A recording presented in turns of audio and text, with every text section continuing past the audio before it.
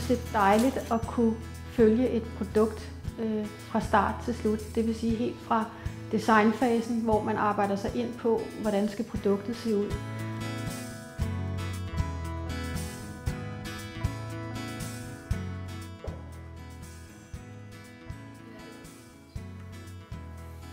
Jeg har haft virksomhed helt tilbage fra 1998, men har haft et stort værksted med ansatte her siden 2007. I forhold til min keramik har jeg egentlig været mest glad for skalaen, der går fra den hvide til den sorte. Jeg synes, den er utrolig smuk, og jeg synes, den er utrolig velfungerende i forhold til de steder, at min keramik kommer ud at stå.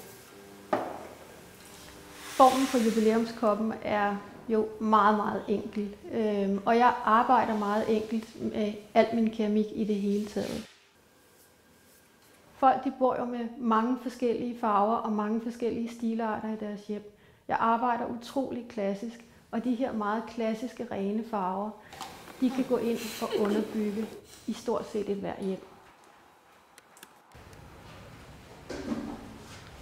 Jeg håber, at dem, der modtager koppen, bliver glade for den, at de bliver glade for at kigge på den, at de bliver glade for de farver, jeg nu har valgt. At de får lyst til at tage om den, at de kan fornemme den silkebløde overflade, som jeg har på koppen, ved at den er slebet udvendigt.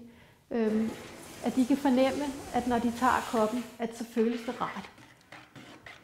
Glaseringen, det er ligesom den sidste arbejdsproces, hvor man kan gøre en ændring eller gøre en forskel på koppen.